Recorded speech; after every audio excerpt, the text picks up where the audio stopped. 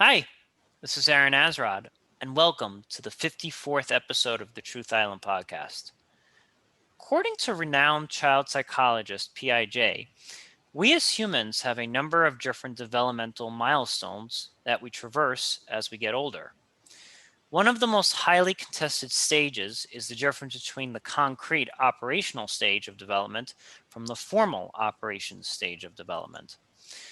For Piaget, the concrete stage of development marks the beginning of children thinking outside of themselves and being able to understand the world outside of who they are. Children at this stage of development can learn from others by hearing stories, parables, and lessons from others on what they should and should not be doing. They can understand that liquid transferred from a tall container to a wide container is still the same amount of liquid. They can logically think about things, but only in very concrete and tangible ways. For example, if you tell them that the mother came home angry when she found the kitchen was a mess, the kid will instinctively know that messy kitchens can make parents upset. For Piaget, the onset of the teenage years and eventually the adult years is marked by the individual's entrance to the formal operational stage of thinking. This stage marks highly abstract reasoning and hypothetical explanations. They can think about moral, ethical, and philosophical implications of behavior and choices. For example, they might ask questions such as, why does the mom prefer a kitchen that is orderly as opposed to unorganized? Concepts such as fear, anger, authenticity, passion, bravery can be talked about without the usage of concrete examples or storytelling devices.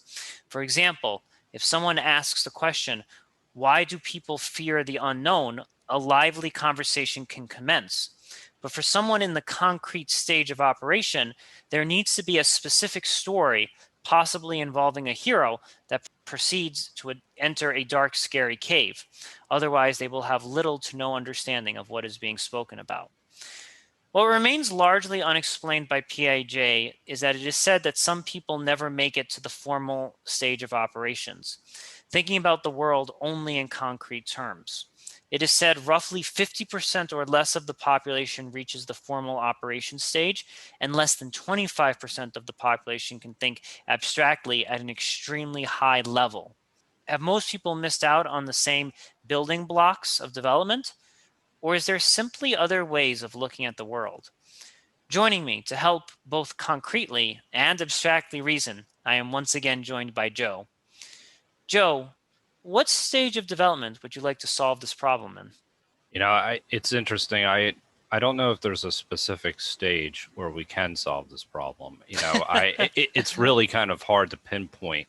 But I would say there's something that you brought up in the intro, and it was beautifully said, is that the idea of questioning in this process. And, the child that's questioning why his mom does things a certain way, or the questioning, and we've spoken about this in past podcasts, you can tell a lot about an individual based on their questioning. And questioning is actually speaks to something else, speaks to the idea of curiosity. And this is something that I really think you need in order to be an abstract thinker. You absolutely need to wonder why things operate the way they do. And there has to be this interest level that where you're not going to be satisfied with the answers that you get. And once you're able to do that, I think that can allow you to abstract and apply generalized principles from one particular discipline to others. Curiosity to me is one of the fundamental points that I want to keep coming back to, because I think it's a necessary component of abstract thinking, but it's not necessarily sufficient. I think that there's obviously cognitive abilities that factor in as well. Yes, I think that if we go back to the example of the child in the kitchen, right? One child is just thinking, geez, I don't want to get in trouble. And if this kitchen's a mess, it ought to be clean. Otherwise, I'm going to be yelled at. But the second child, the abstract child, is thinking, geez, why does this bother my mom? And that child is actually trying to understand their mother. They're actually trying, they're very curious about, and I love that you use the word curious because they're curious about, why does this bother my mom? What about her personality? Likes her to have a very orderly kitchen. What does she do in the kitchen that requires it to be clean and orderly? And if you're not really curious about people, or you're not really curious about the environment you live in, you're going to be kind of like the first kid and just be like, I don't really care. My mom's just crazy, whatever. Let me just make sure that this kitchen is clean because that's just the way that she likes it. And it allows you to think about the other things that allows you to discover in this process, right? It allows you to understand not only the concrete example that we're talking about, why my mother doesn't like things a certain way, but it allows us to understand concepts like fear.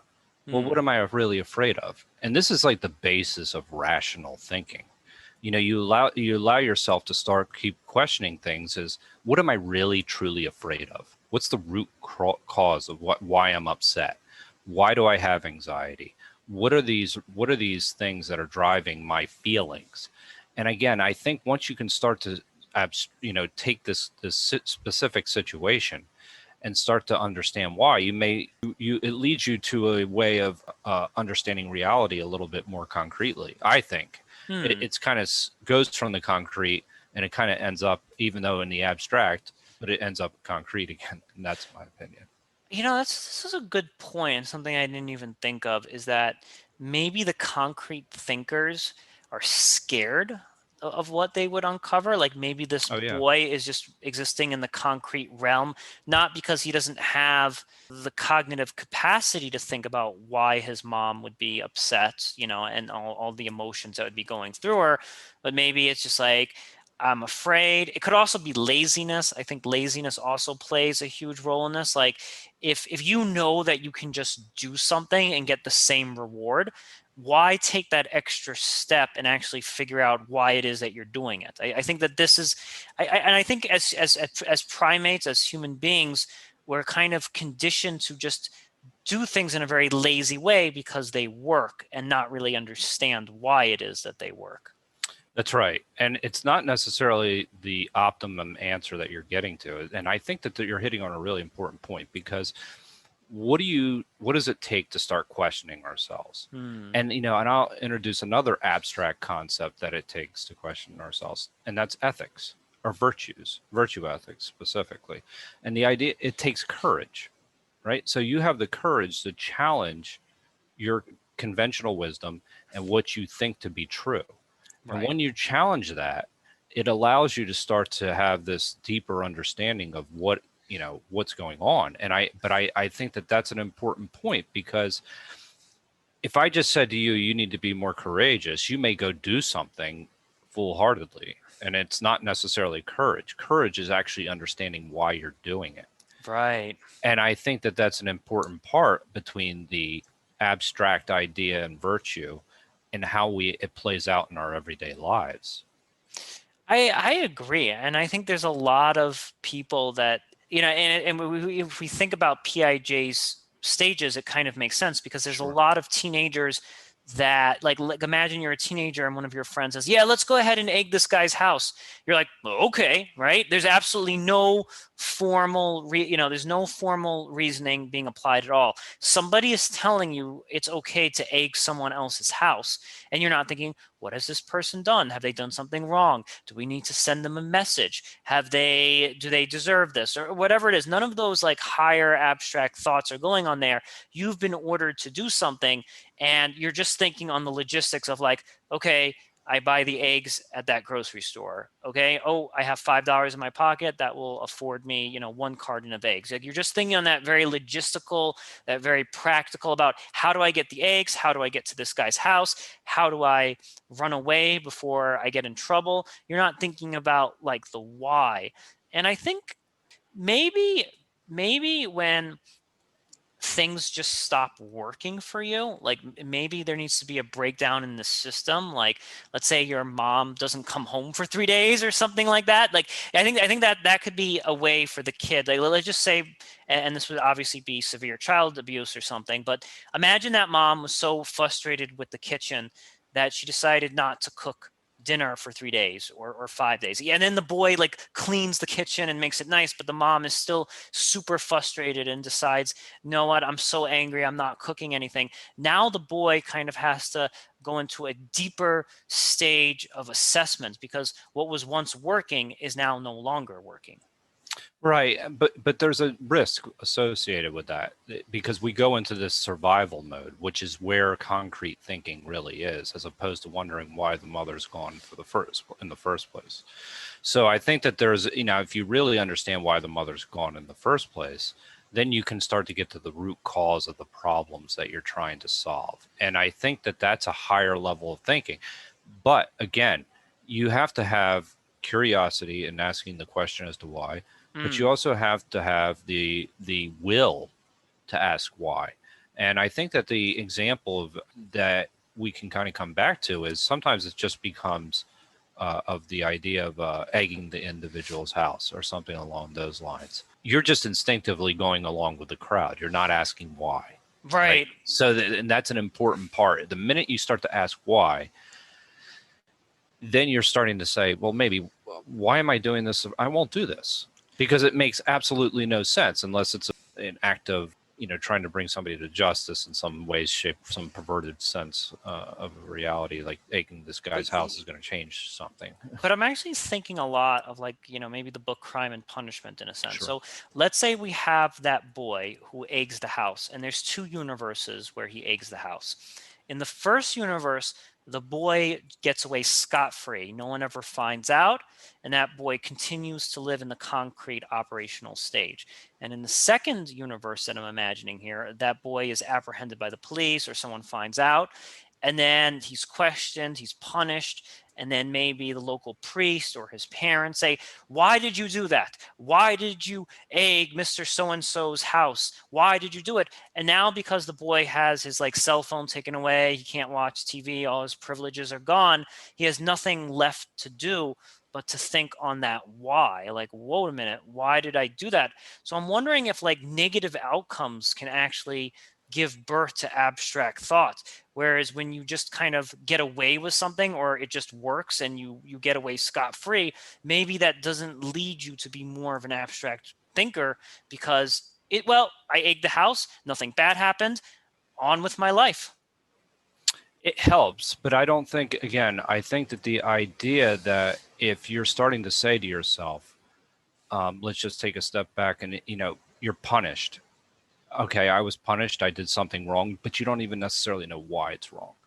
The person that asks why is saying, well, wait a minute, what if it happened to me?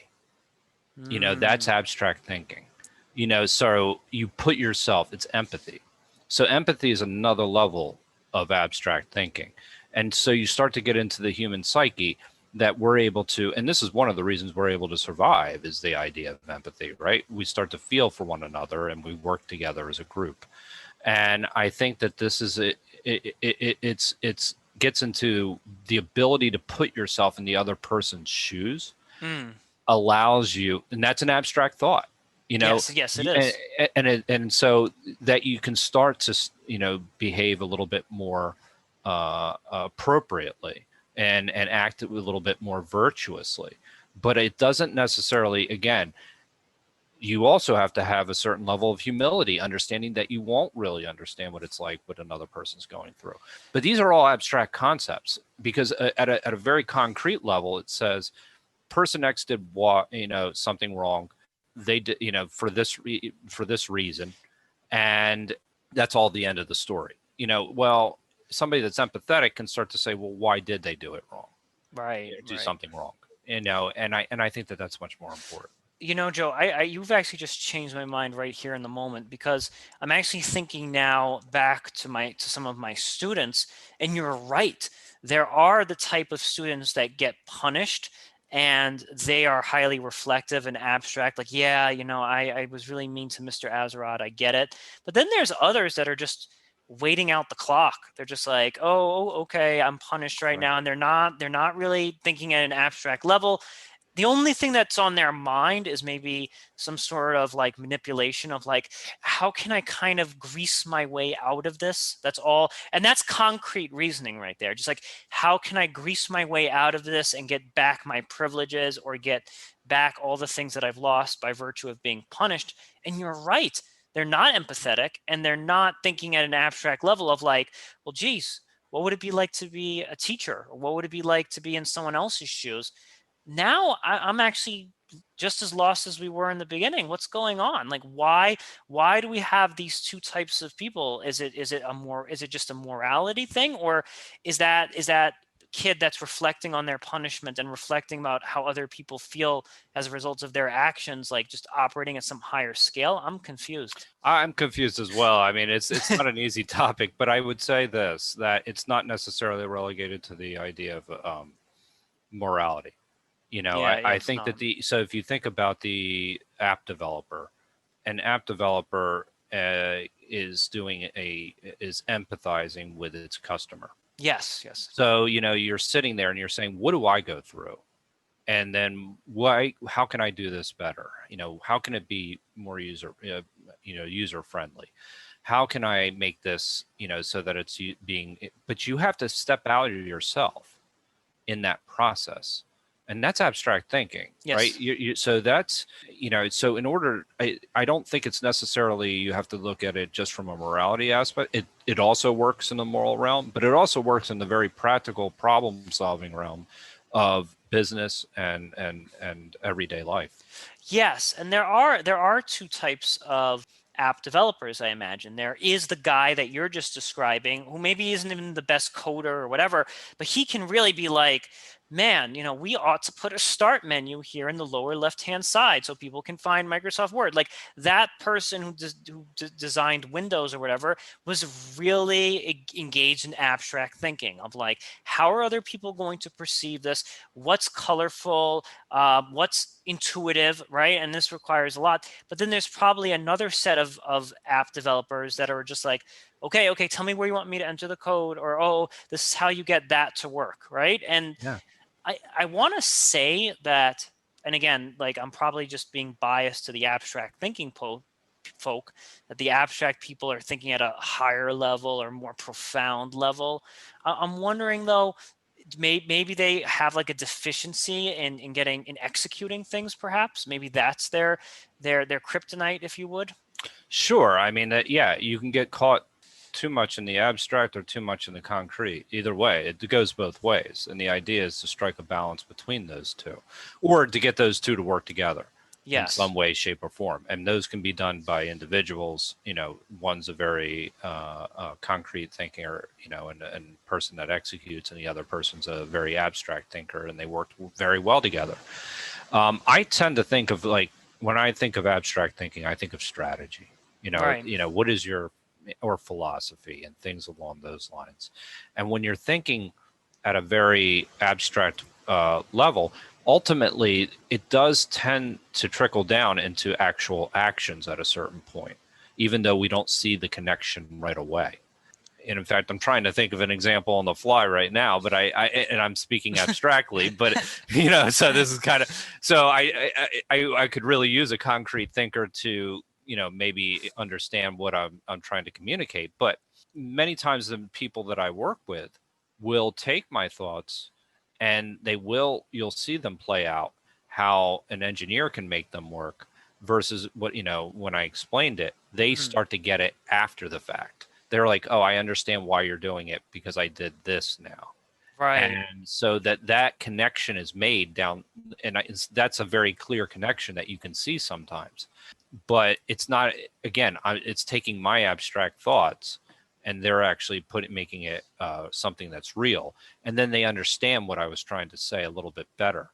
But this is why it gets the importance of feedback loops, which is a little bit outside of our discussion. But Yeah, so I like this idea of the abstract thinker and the concrete thinker working in tandem with one another, right? Because the abstract thinker is thinking, why do we need to do this? How is this going to service humanity? How are other people going to perceive that?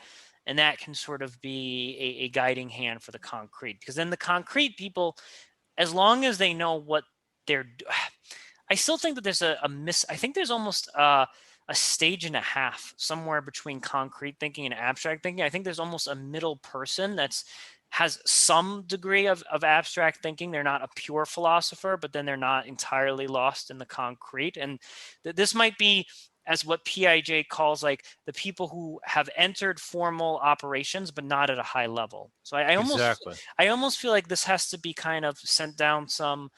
Again, if I use the word hierarchy, it assumes that the abstract person is the most superior or whatever, but it basically has to be sent through a channel from the abstract thinker speaking to less abstract people until it eventually lands in the lap of the concrete person. Right. And, it speaks to the importance of balance. Yeah. Ultimately, somebody that can take, the two different concepts and really doesn't go too far one way or the other. And then you can kind of start to articulate because one of the fundamental breakdowns between concrete thinking and people that are totally abstract is communication. Yes. Right. So that's one of those things so our ability to communicate is actually something that allows the concrete thinker and the abstract thinker to really work well together. And that's not an easy task to do because, it's sometimes if you're too abstract, you're spending half the time trying to figure out what the abstract thinker is trying to say. I've been in those positions. So, in sense that, but, the idea that, but when you start to, get down to the concrete thinker, then it's like almost convincing them to change anything is to like pulling teeth. Yes. So that's a different aspect of But it. on the same hand, to a point, to the concrete folk, if it wasn't for them, nothing would ever get done. Like we do have to be kind of like Right, realistic. Yeah, right. we have to be realistic that if you think abstractly about things, but you have no concrete means of execution, then nothing is really getting done. And it's almost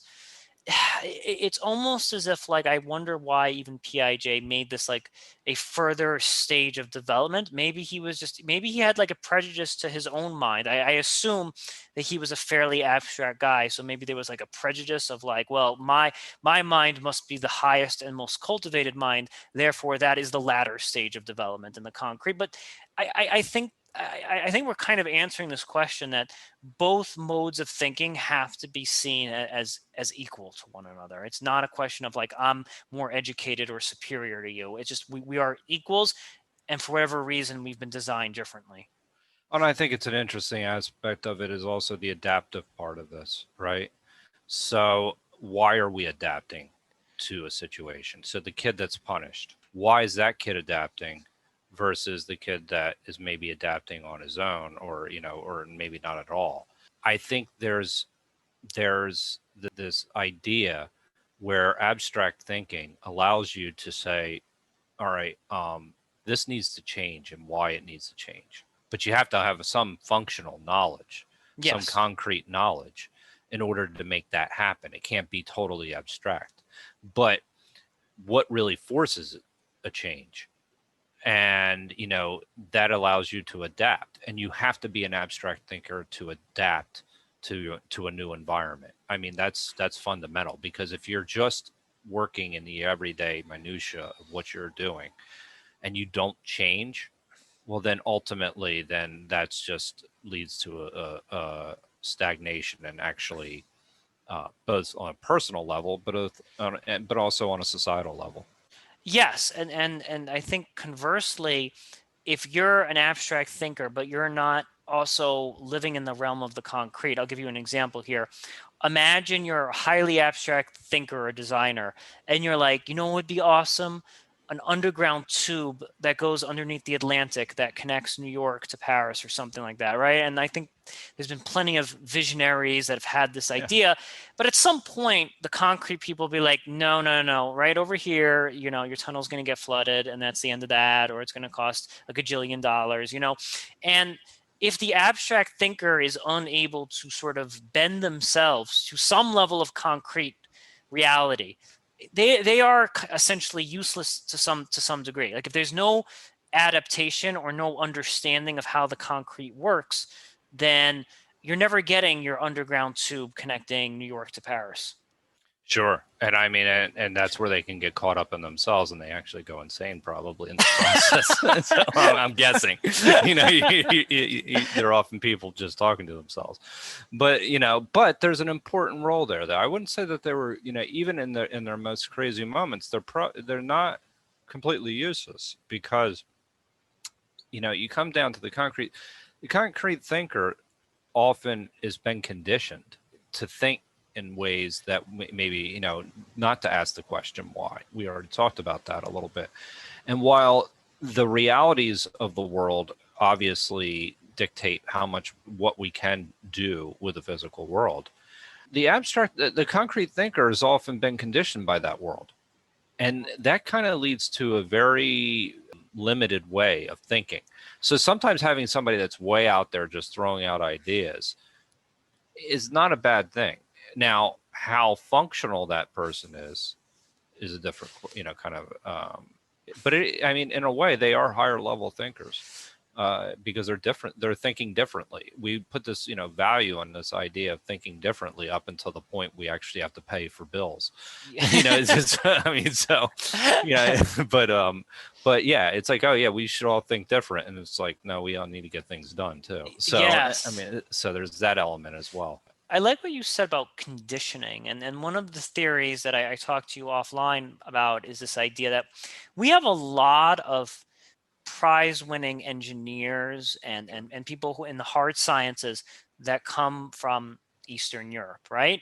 And it's no surprise that they came from nations that were under, some pretty heavy communist slash authoritarian regimes, right? And I don't think it's a coincidence that we have people that are masters of the concrete realm, like of like they can really, really, really sit down and yes, I know that mathematics to a certain degree gets abstract eventually. When you get to your Einstein level of math, you're dealing at a very abstract reasoning level. But I think with a lot of the engineering and things, you're dealing at a very I don't want to, there is obviously abstraction there. I don't want to completely take that away, but there's a huge concrete foundational set that these people have access to. And I'm wondering, like, if you are taught in such a way where you are told, like, this is the way that it is, right? Like, this is the way that it is. We don't really question it.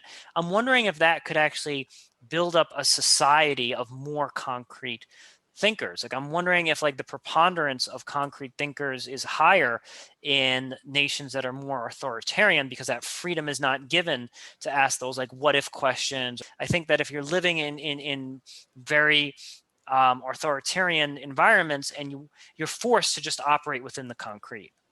I think that's part of it, but I think there's the practical end of it is that functionally, you need to operate almost like almost an assembly line. Yes. So that this is the way this discipline, you go into this discipline, you think this way, you take care of this problem. And in many ways we have that type of thinking. We've adopted that type of thinking as well, that assembly line type of very concrete, very everyday, these are my actions, these are my duties, and this is my world. Well, this is funny that you mention this because I actually see myself in this story because, obviously I'm an abstract thinker, and that's kind of why I always struggled in a subject like math, for example, because I would always ask, well, why is that? What exactly do limits represent? Is that how do we know that limits are just an approximation for zero? Like I would ask all of these questions, and the people who tutored me and the teachers I had were brilliant math people, like could solve problems super duper quickly. But when I asked them like an abstract question about like limits or how did Isaac Newton know this, now I'm sure there's an Oxford math guy who can really break it down to me nicely and get me interested in this. But from what I saw is that they were just like, listen, Aaron, you use the quadratic formula, you use this, you just do it, and you pass the class and you move on with your life. And that's all that they could really tell me. and they were brilliant and really quick at doing their math, but they could not engage me on the abstract level that I liked. So naturally, being the curious person that I was, what did I do? I put all my interest in philosophy and history, where I could ask those 1,001 what if questions and why questions, and I could be entertained at the abstract level that I wanted. So Yeah, I think that that's a really interesting and good point, because I've kind of experienced certain my experiences have been similar, and yes, but I think that you just captured something beautifully there, is that the idea that there is someone out there that's a very high level thinker that actually understands both of these things. They yes, understand the abstract and they understand how to execute. And I think that that shows you the higher level thinker. And they're rare. And they're rare. I mean, so for me as a mere mortal here, I just I only have the ability to ask the question, and right. they have the ability to get the concepts and be able to work out the problem within 20 seconds as well. So Hmm. I do think that there is, and this is kind of where we can get into the idea of, there is a certain level of intelligence. With the more information that you can consume, the more frames of reference you can actually incorporate into your analysis, and the more questions you're going to be able to answer.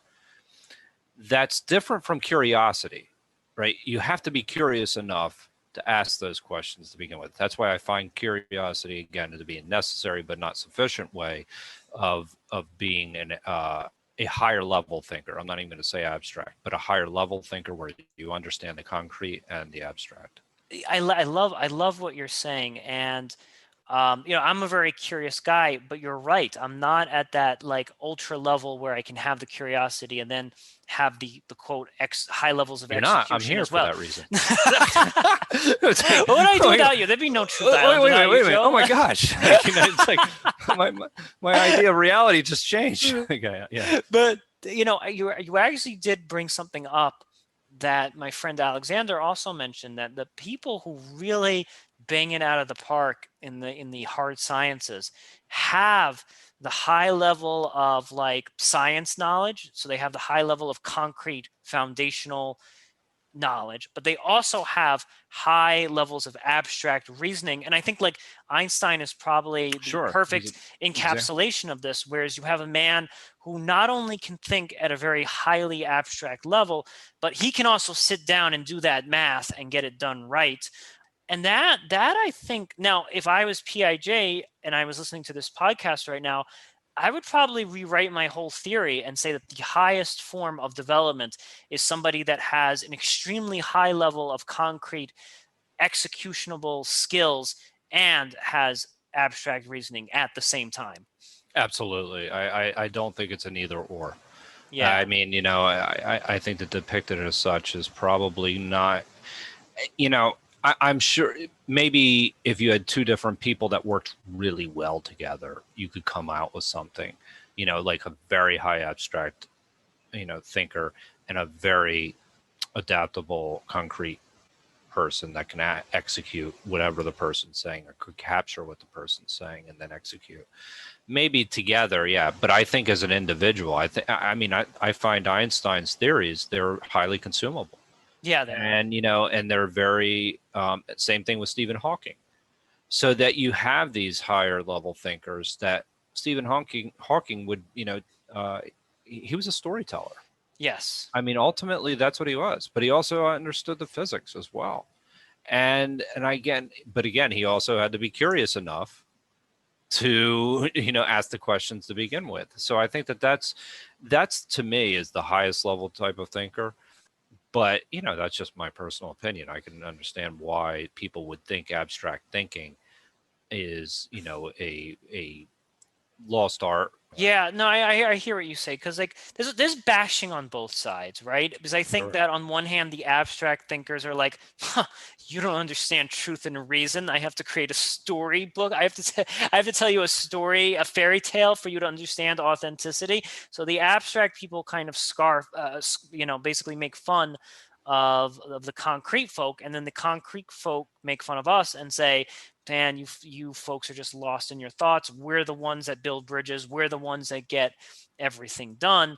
But in reality, the ultra, ubermensch of this is the guy who has both sets of skills that are cultivated to a very high level. Moving the conversation a little bit, I'm wondering, like, is there any hope? Because I see you're right about the collaboration, and now that I think of it, I see more science papers written by two authors, maybe multiple authors. So there's a lot more collaboration, and maybe that is a pairing up of the abstract guy or gal with the concrete person. And the way I think of it is that, oh, we got this really nice theoretical thinker over here. Let's team him up with the data scientist who can prove those theories true. That's kind of how I'm seeing this in like when it comes to writing like scholarly articles. I'm wondering, is there any hope of the abstract person becoming far more concrete and of the concrete person becoming far more abstract, or you're either born one way or the other? Unless No, you're really I think that it can be cultivated, and and I'll give you a very, very run of the mill example that I, as a consultant early in my career, everybody went to business schools. Some of the kids went to the top business schools, but we were in this class together, and they brought us in and they said, okay, forget everything you've learned. I've heard that one before. I've heard that one before. Yeah. Oh, yeah. I mean, that's actually happening way too often to me. Yeah, right. Forget everything you've learned. Exactly. It's like, wait a minute, I'm starting over again. But every time I'm thinking that is that it's on the fifth master's degree that's the true one. Exactly. I'm starting to think it's like I'm starting to think. I'm starting to think it's like kind of a it's a game that people are playing on. But there was an interesting thing that they taught us. They said, you know what, we're going to teach you. You've done all the accounting, done all the equations or whatever you may in school, and you've learned things that in your early in your careers. We're going to teach you storytelling, and we're going to teach you Aristotle, and we're going to teach you how to think. And so what I'm saying out of that is that this firm, is Deloitte, that they actually understood that where this conceptual thinking, this abstract thinking, and the value of, you take something like accounting or strategy consulting, where they actually work together. And so that there is an understanding of having to train people. Now, I do think that there are organizations that are trying to understand. Like, again, it comes down to communication. You have the concrete people that are executing every day, and then you have the abstract thing. The critical part to this is that one doesn't see themselves more important than the other in that process. And that's how you can make an organization work. That's how you can make collaboration have collaboration on papers and put out the best product that you can possibly put, where you're going to communicate ideas to people and connect people to ideas. I think that that's a really important point, is that yes, collaboration can occur, but it can only occur if there's a mutual respect for what the other person brings to the table. And I think that that's a higher level. That's a higher level of being, in a communal sense, but not in an individual sense. Well, it is in an individual sense as well. No, I actually think that you kind of answered my question. And I think maybe what prevents the abstract person from learning concrete skills and the concrete person from thinking abstractly is maybe it's the ego, right? Like, sure. I think it's the ego that kind of prevents the abstract thinker, like, I don't get my hands dirty with details, like their ego is preventing them from listening to the engineer who's like, no, sir, that's not how these tubes work under the Atlantic, right? And the concrete person also has an ego, and they're like, I'm not listening to some philosopher who wants to build some magical transportation system across continents, So you have both of these people have high sets of egos, that prevent them from even listening or maybe even having a curiosity as to how someone else thinks. So it goes back to what you said about curiosity. The abstract thinker is not curious about how the concrete person thinks, and the concrete person isn't curious about how the abstract thinker thinks. And it becomes even, there's another example there that what happens is when you have these two is like, I'm not listening to this person and the other person's not, the abstract thinker is not listening to the concrete thinker. But there's an important point there is that how willing are you to point to their mistakes? Is in that process. Well, wait a minute, that's not how this works. Well, you got this wrong. And it starts to, that's our ego. Right. That's our yes. ego coming out. It's like, well, no, I got this wrong for this reason. And what happens in that process is that it becomes unproductive. And that's why I was saying earlier is that there has to be a mutual respect for what each other one brings to the table to appreciate what and make something happen. Yes, there has to be respect, and there also just has to be the humility that Right. that your idea might be wrong, right? Like there has to the abstract thinker has to be like, yes, my idea is super magical, but you're right. We can't execute this unless we do X, Y, and Z. Or maybe we don't have the material strong enough in 2020 to build this, but I'm gonna definitely put this idea in my desk, and when we have the material strong enough or the technology or whatever, then we can kind of bring new life into this. And the concrete thinker has to be honest with him or herself and say, hey, look, we've been doing this the same way for years now. Eventually it's going to fail, right? And it's like I think like an issue such as climate change is a perfect example. I think that's actually a perfect example of this, where the abstract thinkers are like, it'll all run on windmills and solar energy, and they have these very abstract, beautiful ideas that seem wonderful, and then the concrete people are like, whoa, that windmill over there isn't enough power to fuel all of Detroit or whatever. They're coming in there with the hard facts, and it's not that one of them is right. We shouldn't just say, oh, the concrete people are correct, let's just live on fossil fuels for the rest of our lives. There has to be some kind of communication or dialogue between these two sets of people, where they sort of figure out like, okay, we want to move to windmill technology. Here are some just really concrete and realistic hurdles that we have, and then they can sit down and figure out like a slow timeline or a blueprint in actually making it happen.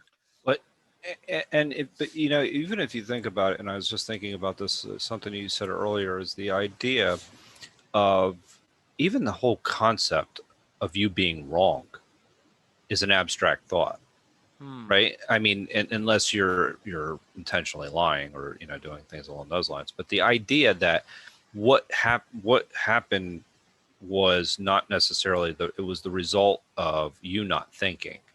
That's somewhat of an abstract thought. So that is already a higher level of thinking that is starting to exist. So that this didn't work for this reason, that's abstract. Like Right. so I that hear you. you're immediately in the abstract. So it's interesting to think of it that way, because I thought about even the concept of being wrong. Is an And abstract and thought, this yeah. gets to the idea of dialogue too, is that you have to be able to understand rationally when you're wrong about one thing, it doesn't mean you're wrong about everything else. And the reason I say that is because people won't admit they're wrong because they think it upends everything else that they understand. Well, and it's not a question. So understanding this idea of why you're wrong, it's an abstract thought, Yes. but it plays out in a very practical way in how we interact with ourselves and our egos. So maybe if you're a concrete thinker, you need to have like a concrete failure in order to admit you're wrong. Like when you've bankrupted the company, or one of these pipes broke and cost, all this damage or something, then and only then can the concrete thinker be like, oh, geez, we got to do this somehow other way. Obviously this was a disaster. Because you're right. Maybe the concrete thinker can't admit or see that they're wrong because they don't have that abstract reasoning ability. Therefore, there has to be a concrete failure in their life for them to have some kind of reckoning, or just come up with another concrete plan of how to do things. Well, and sometimes they may never learn. I Yeah. mean, and I mean, it's like the kid that's being punished for being, for doing something wrong. That they just go on. Okay, I, did something wrong with Mr. Azrod, and therefore I do this. I'm just going through the motions, right? Well, you can go bankrupt and not question as to why you're wrong. So, I mean, sometimes you're never going to be. It's never going to hit you in the. Some people, it's never going to the idea of them being wrong is never going to resonate, so that they don't necessarily. And this is why I think curiosity is so important in this Hmm. process. But a lot of these concrete people like nice things, or they like carrots, right? Like they like, so that kid who's not reflecting about why they did something wrong, right? You're right. Like they're not at the abstract plane and they don't care about how Mr. Azarod feels, but at the same time they're still thinking, well, how can I avoid this in the future? And when they say, how can I avoid this in the future? It might inadvertently cause them to act more moral in the future and behave themselves, not because they've had an abstract transformation, but simply because they're just trying to avoid the stick and get the carrot. Exactly. And they're adapting to the environment, right? Yes, So, yes, and that's where the adaptability. But I think then again, you come into what's the higher level. You yes. understand why the environment corrected you. And I Mm, think that that's the higher level, in certain cases things can go wrong, right, right? right. But it may be an anomaly as to why it went wrong, or it could be, you could, an understanding that maybe you didn't do something wrong, Right. that you ended up in a bad situation, your business went bankrupt. You didn't do something wrong necessarily, right? Something may have just happened that Mm, caused that. And there's a certain level of understanding that is required with that as well. So it's not, there's a lot of things that go into this, because we're getting to the idea of understanding cause. yes, yes, So when you're talking about understanding cause, that requires a certain level of abstract thinking, yes. because you have to understand the external environment as to what caused X and Y. So I think that's an important part of this process as well. Maybe I should kind of just apologize to Piaget for a second, and maybe there is something to like No, the don't do that. He doesn't care. He doesn't sorry, my friend, care. because maybe he is right that, I think what we said like maybe 20 minutes ago about the ultimate person has high levels of understanding in both fields. I think we are right about that. Like I think we are in agreement about this. But maybe if you had to pick or choose, maybe picking and choosing the abstract person just by a hair is better, just for the reason that you described a second ago, where it's only the abstract thinker at the end of the day that's going to solve the issue and find what lies at the end of the tunnel as to why mom is really upset when the kitchen was messy. And only that abstract thinker will actually get to the bottom or the root cause of that issue. And only the abstract thinker will be like, oh, mom, I see you're upset about the kitchen because it's really all about grandma dying, a year ago or something like that. And the concrete thinker is never going to get at that level. The concrete thinker is only going to just clean up the kitchen, make it look nice, and they're never going to arrive that mom is secretly upset because she's still getting over the loss of her own mother a year ago. You know what I mean? That's absolutely right. I mean, so, and I guess, yeah. So there's always some degree of abstraction that is absolutely needed. And I think that if you can't get to that, if you can't get to abstract, now again, you can go too far, but if you can't get to a certain degree of abstraction, then you're not going to understand cause. And I think that that's where Piaget was thinking, is that the idea that's why it's a higher level of thinking, and it Mm, kind of separates us from the animals to a certain degree. That essentially we're only acting on what we know in front of us and instinctually. So that if we're acting on more than just our instincts and our own personal desires, or then we have a higher level of thinking. yeah, I mean, if you, it's funny when you said animals, I just, if you've ever watched a squirrel, it really looks like it has nothing going on in its head. It's just like, where's the nut? Oh, nut is here. Peel the nut. It's really like living in a very like, I need to do this. I need to do this. It's not like the squirrel doesn't ever look like it's looking into the clouds and saying, why am I here right now? Why, why am I on this grass right now? So I think you're right that from an evolutionary like standpoint, abstract reasoning is what kind of makes us more human. But it kind of puts us in a very scary place because am I supposed to surmise that like the abstract thinkers are more human than the concrete thinkers? Because I feel like there's almost that kind of value judgment implication there that like, oh, if I'm an abstract thinker, I'm more human-like, and if I'm a concrete thinker, I'm closer to the squirrel. Um, I mean, so yeah, in a way, I mean, there is the distinction of what human, but sometimes and I've thought a little bit about this in general. Sometimes our greatest assets are what our greatest liabilities, in the sense that being an abstract thinker, even being able to project into the future, and which is somewhat of an abstract, you're abstracting from your current reality and projecting out. That's our greatest liability as well, because the squirrel has no anxiety. Yes. Right? The squirrel's living in the present moment. So this squirrel is just getting what it needs, living in the present moment, and doing everything it has to do. And I often think this about dogs. I'm like, you're so fortunate. You can't project out. I mean, so are they more human? Maybe, but I'll tell you what, it's not a bad alternative at this point, because I'm spending my life trying to live in the present moment and trying to become less abstract in certain cases. Right. Our ability to abstract is also, while it's a higher level of thinking, it's not always better. No. Because sometimes, you can get lost in your own head. Yes. And that's you never see a squirrel walking around pondering the universe. And if you do, you probably have bigger issues if you see that.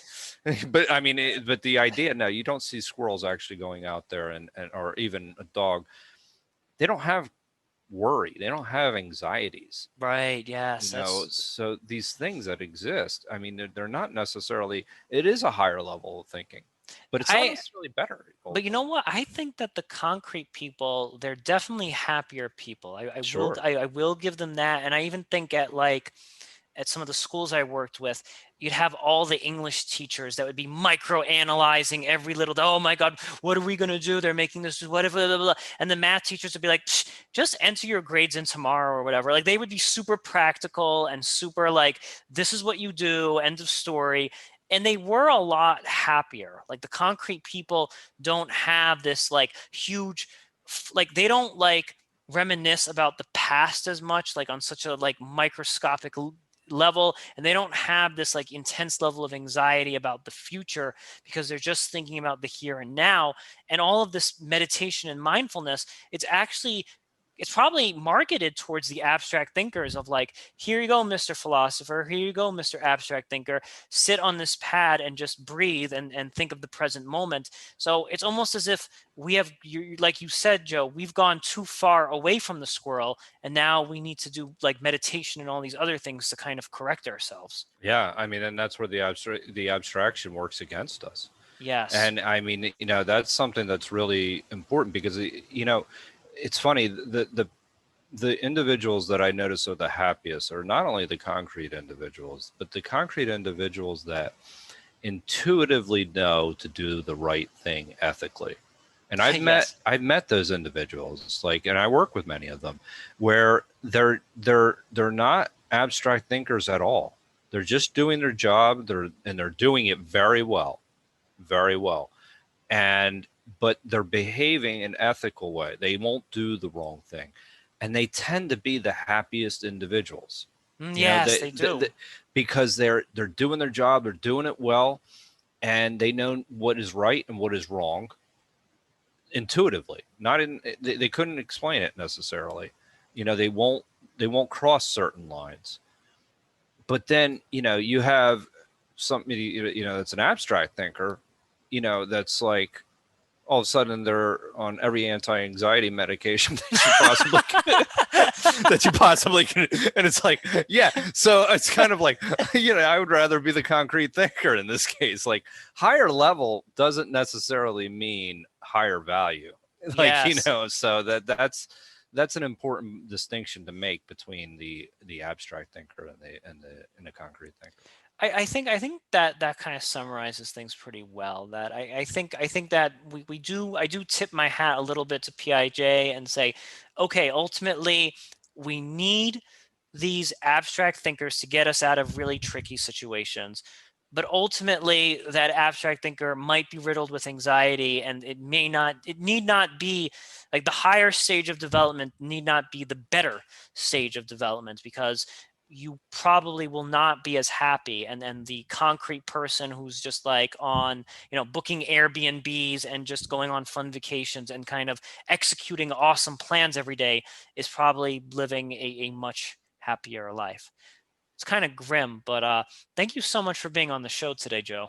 Oh, no problem. No, thanks for having me, Aaron. This concludes the 54th episode of the Truth Island podcast. I'm Aaron Azrod.